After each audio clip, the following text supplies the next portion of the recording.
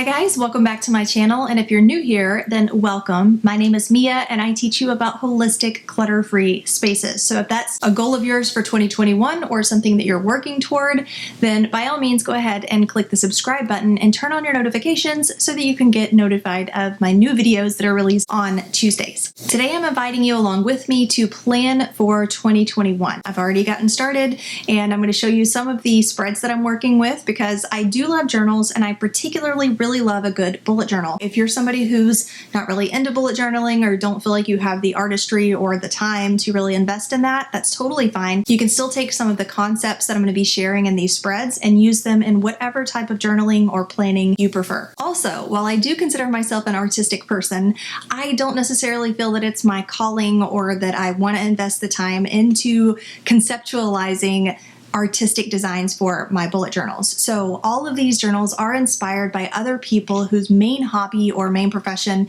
is creating bullet journal spreads. So I'll be linking those original bullet journal artists as I show you the different spreads that I've been using. Now to kick things off, I do like to choose a theme or a word for the year. I tried it a couple of years ago and I found it really beneficial, and so I've stuck with it ever since. And believe it or not, I do keep that same word or theme throughout the entire year. I keep mentally coming back to it. And every time I come back to my planner, I make sure that I'm incorporating my goals and my projects that I'm creating for myself around that word or theme for the year. So in 2019, my word was strength. I really wanted to work on my self-confidence and, outreach with my business and just feeling a lot more strong and grounded in what I was creating, and also physically, because I kept hearing about how women over 30 exponentially lose so much of their muscle mass every decade. So your muscle mass at 30 decreases, and then again at 40 and 50 and so on. Now I did not quite stick to the physical side of that strength goal as much as I would have liked to, and I'm hoping that I will get back on that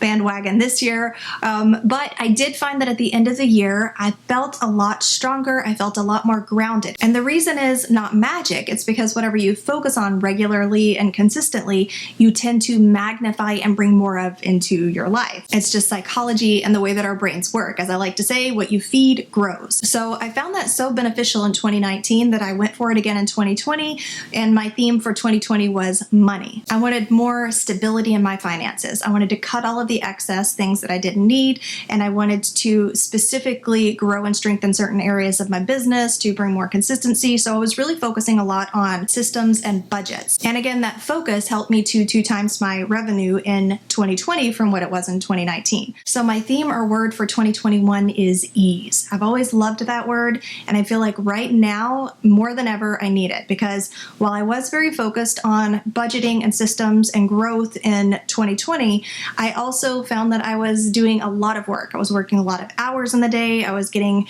that whole rushed feeling and that tension that tends to pop up. And the past 2 weeks of winter break has really helped me to focus and understand that now what I need in my life is more ease.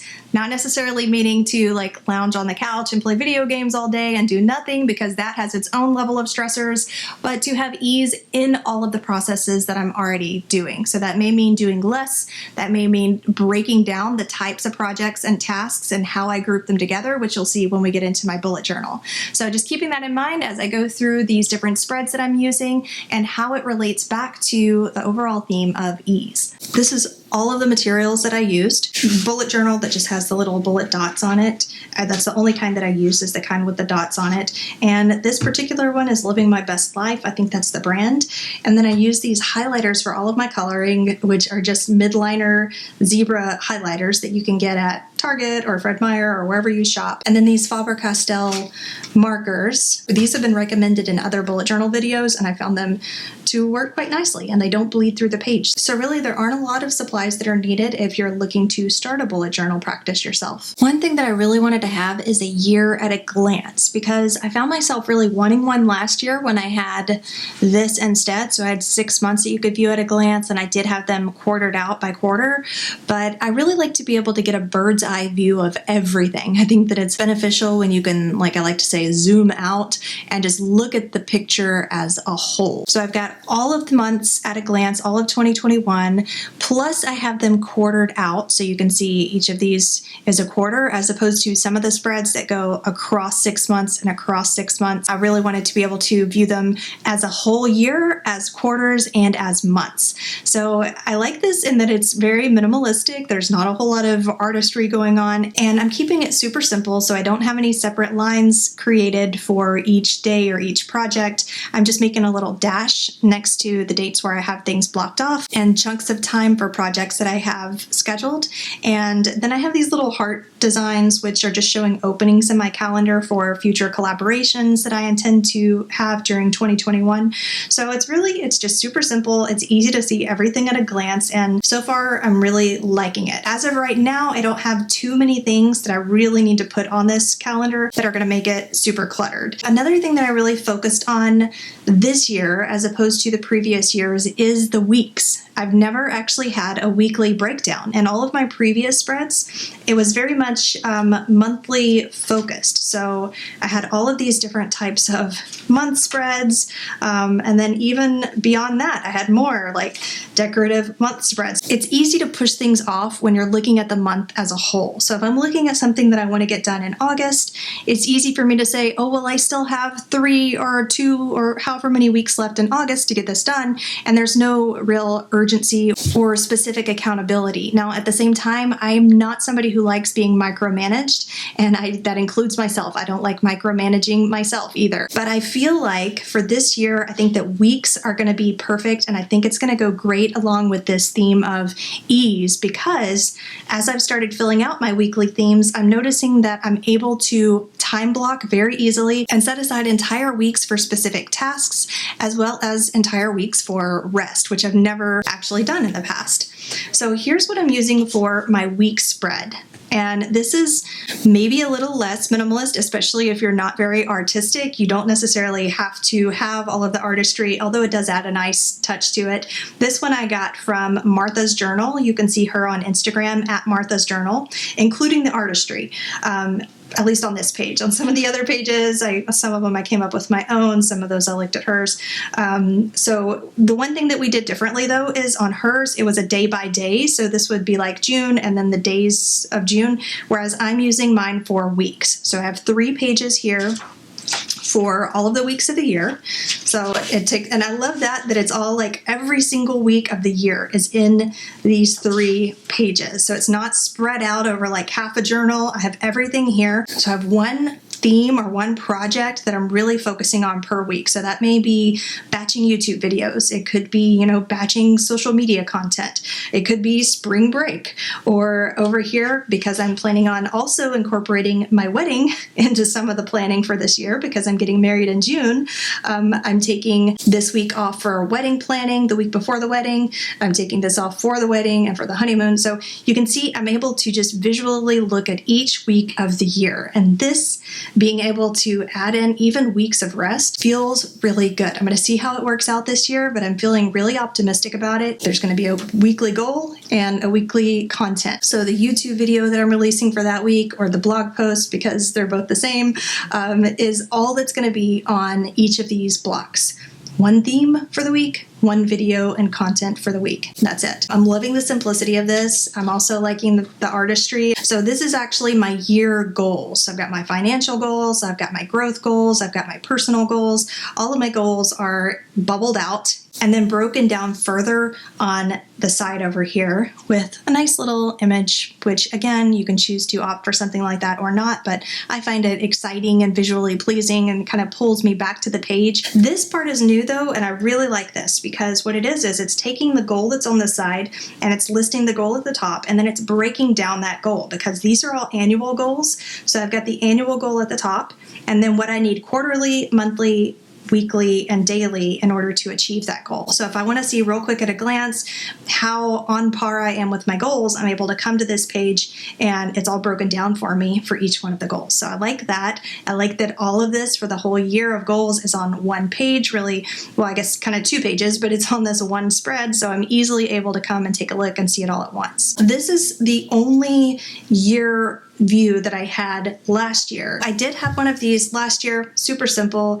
I used it a little bit. You can tell that I didn't use it a crazy amount because I wasn't able to put a whole lot of information on it. But I have a version of that I'm using this year. The only difference is I have blocks that still can be filled in. So these are showing openings that I have. And then I'm also implementing the monetary goals that go along with each month down at the bottom. And these are just the big projects. Now, I also wanted something to just have the functionality of listing, to be able to list the batching of my content ideas for my videos, to be able to list different collaborations and outreaches that I wanted to do and to keep track of those people. So I found this exact spread on Pen Paper Soul. You can find her on @PenPaperSoul on Instagram. And I really love it. I love that it's kind of chunked out so it's visually interesting, but it's also essentially just a great place to list things. I'm going to have all of my YouTube content. I like to batch in episodes of 6 at a time. So I'll have my 6 episodes there, 6, and this is going to cover me for, this one page is going to cover me for an entire 6 months worth of content. And then on this side, I'll be able to list out the different people that I'm collaborating with and keeping in contact with over on this page. So again, just really simple, at a glance, interesting way to list things. And then I'm just doing it for the second half of the year here on the next page. Once I get everything divvied out on my bullet journal and I've decided exactly how I want to break things down, I'll usually come in and use Asana. I have everything pretty much set out. These will match up to whatever my goals are for 2021. I'll create a different project for each of the goals, and then when I go into the projects, I'll be able to further break that down into actual tasks. So this is where you can get really nitty gritty on, well, what tasks are going to need to go with each of those projects.